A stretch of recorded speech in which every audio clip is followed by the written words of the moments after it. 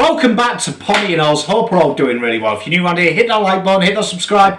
Really helps the channel out. We're absolutely ploughing through. We're nearly at 5,000, so do me a favour, hit that like button, hit that subscribe. Share it around to your friends, your families, your mates, or maybe an enemy. And maybe they can become a friend of Pommy and Oz. If you want to become a member, we're going to crank up the membership content coming in the next week or so. So stay tuned for that. Lots of special lives, lots of special guests. We've got some new shows starting. So if you want to be part of that, hit that. It's a cup of coffee. It really helps the channel out as well, because once I'm back, we're going to be doing massive graphics and all that sexy stuff. And the background will be a little bit more niche, per se. But let's get into it. So today's subject is something I wanted to talk about. And it's kind of every time I check my socials, which isn't that much recently, it's just been Carlton winning the flag. So is it, let's take me as the status quo of Carlton fans. Do I think we're going to win the flag? I think there's a lot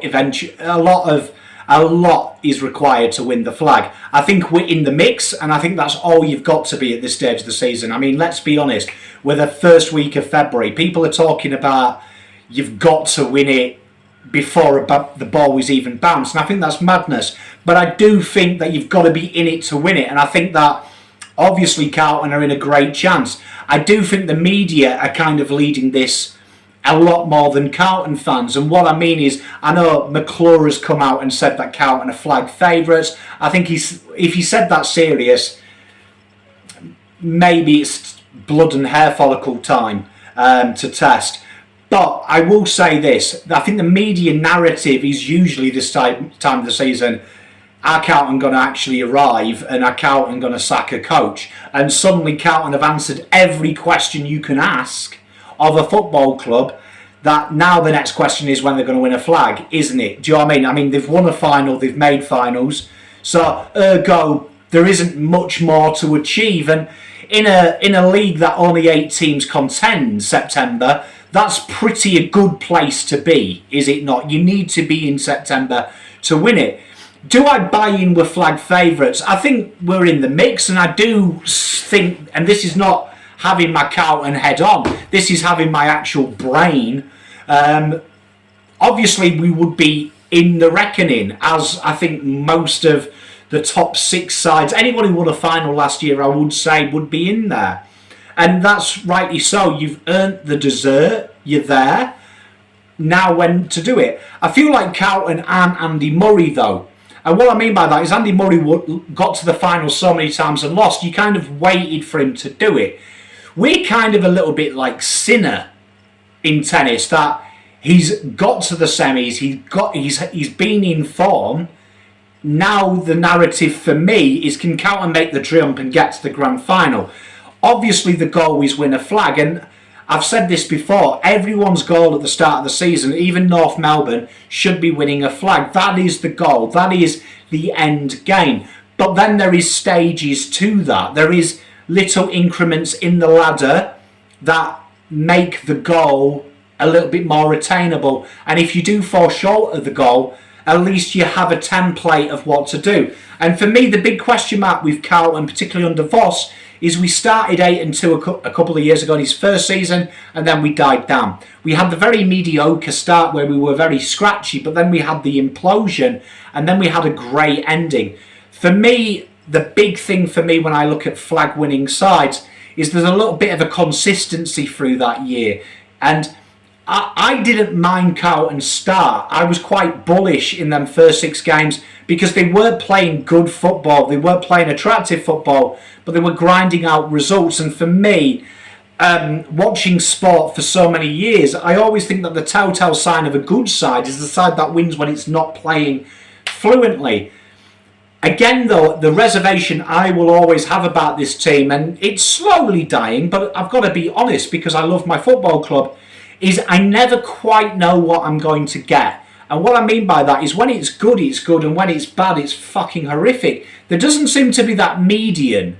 You know, when I watch a lot of clubs, when I watch Richmond through their dynasty and Hawthorn through their dynasty, and even the Magpies, I've got to mention them because I know we hate them, but they are the flag bearers at the moment. They are the people that you are chasing to knock off.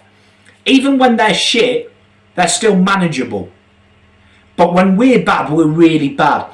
So that's the big question for me. Carlton trying to find a baseline that isn't two transient planes of thinking. And I do believe that the acquisitions, and I call them acquisitions even though they've been on the list a few times, but I think Zach Williams adds that dimension. I feel like when Carlton are under the cosh sometimes they try and get two things, and this is again what I'm talking about, the pose with my football club.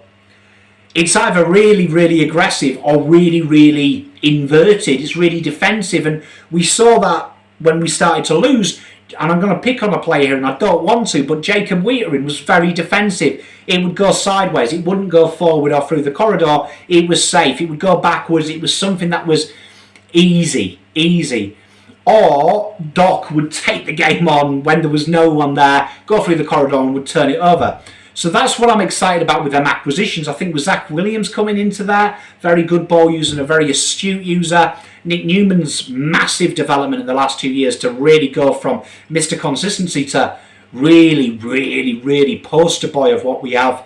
Jacob Whittaker in missing early doors is going to set us back, but I am confident that that situation down the back can be negated a little bit with the height of Kemp, Marchbank and McGovern, and Carlton's fester something from the Ashes there for at least 4 or 5 rounds where the start isn't so important, it's more the middle. But I do think that that's what I want to see. I know Voss has prioritised the back line. I think that the back line defensively is incredibly strong. I would go as far as saying it's up there with the best in the league, if not the best. My big question mark is it's the counter-offensive. It's can they be counter-offensive? And that's where, for me, the great sides are. The other thing that I think we need to improve and really get honed on is our ability to control games. And I feel like, again, talking about the polls, Carlton are either a 1 out of 10 or a 10 out of 10. It's either we're giving everything or we're conserving energy and letting people come onto us and not having an ability to counterpunch. And I use the analogy here, if you ever watch a Floyd Mayweather fight, particularly when he was in his pomp and circumstance, that the 30 to 40th fight, where he would let boxers come onto him and he'd roll the shoulder and he always had the overhand right. The overhand right was there, or he'd slip and hit the left jab. Carlton don't seem to have that ability to roll at times. It's either like we are taking on fire, panic stations, keep the ball out at all costs. I'd like to see that control. And there was stages last season, particularly in that run we had of the 12 odd wins, where there was starting to build that control. But then I look at the Brisbane game in isolation in the final, massive lead in the quarter time, and that's where you really needed to control it. And Carlton were caught between a rock and a hard place. And I want you to look at the last 10 minutes of the second quarter particularly, is where it highlights. That's where Carlton got really slow with their ball use, or really rushed or panicked. There was no like kind of interim of, right, let's just hold the ball for 5 minutes, lads. Kick it here, change the angle a little bit. And that's the area of control I want to see. And I do think that that's a big part of personnel. Zach Williams again, Sam Docherty in the midfield helping Cripper out. Bit of control, I think a bit of continuity with Chera and Walsh, which we didn't get a lot of last year, but also the continuity down the back as well. Marchbank, McGovern and Kemp is a baby, very new thing. So I think as that goes on, that is something that I think will add that control, which gives me hope, because they have to get better. And the way I see it, for me, to say your favourites, I find it very hard to say someone is a favourite to win something if they haven't won it. I think that's very insensitive. I think it's very disingenuous, because it's hard to be a favourite when you haven't done it before, because that's the question mark. So for me, I feel like we're up there. The other reservation, this is something that I really want to see Carlton do, and that's a spread of goal scorers, and this sees point 1 and 2. I think when you have a spread of goal scorers, it allows you to control the game a lot easier. The reason being, if you know it's always going to come to Charlie Kerner or Harry Mackay, it's quite easy to double up on that player. I don't see enough of running into the midfield and kicking goals from 50, running in. And that is something that I hope to see layers of. We saw Walsh start to add that. We know Chera likes to do that. Sam Docherty particularly. with them three playing together more, I want to see that, because at times it feels like Carlton are get it inside 50 as deep as possible, as quick as possible, where I think if you can change that angle, that then starts to bring that on. And you did see it in the Brisbane first quarter. Quite a few times Walsh would run into 50, and then that would take a man to peel off Charlie Curnow, which allowed Curnow to slide into the forward line. Or one of the smalls, particularly Owies and players like that, it made them literally be unmarked because they had to come and attack the aggressor. So I feel like a natural evolution of a spread of goal kickers will definitely kick us into there. But all in all, I feel from top to bottom, Carlton's side is in the top 4 of lists, and that is quite humble. I do think, I know the game's not played on paper, it's played on grass with the elements, but in my heart of hearts, I feel like we are in the top 4 of lists on paper. That top 27, I would say, stacks up with any other 27. It's just these little 1%ers, and we're now at that stage where we are better than average, but to be great requires something special. And I think it's really small, and it is something that when you talk about it, this makes me a little bit more confident to say that there is an evolution that will occur that will add these 1% and these gradients that we need. Because our ability to repel attacks has been so high. Our ability to dominate centre has been so high. We've started to get a better spread, particularly them last 12 games of the year. We started to use the outside because we've got proper wingers. And for me, the final missing piece of the puzzle is our rucks. No surprise, once TDK found his feet and really went going, Carlton started to get better. We have got a ruckman, particularly with Pitternet backing him up, which I think that will be the move now, even though I don't like it.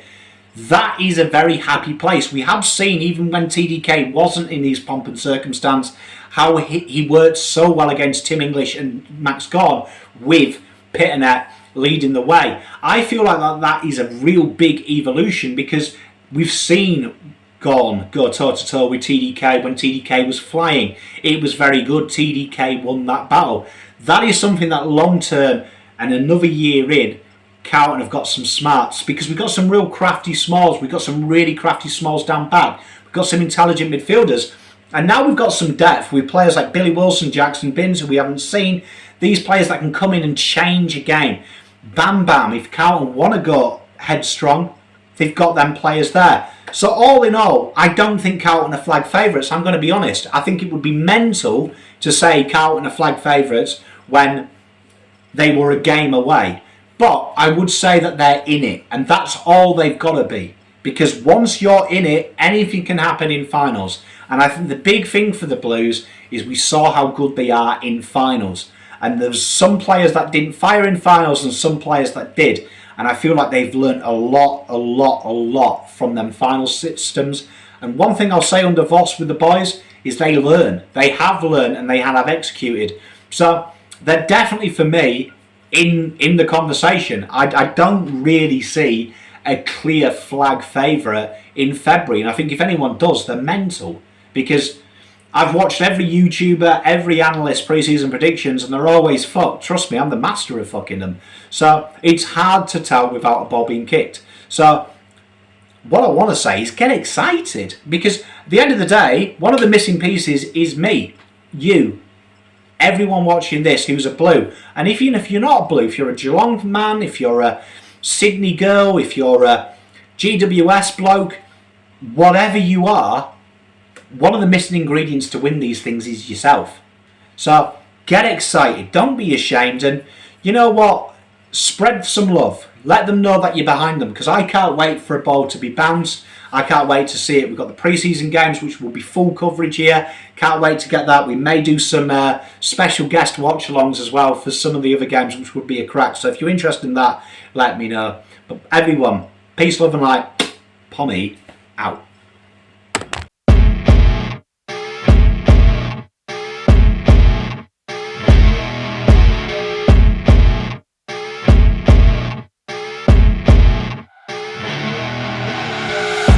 You're rolling up, Uber black Cadillac, high heel boots and a sexy body full of tats. Baby's bad, oh baby's hella bad.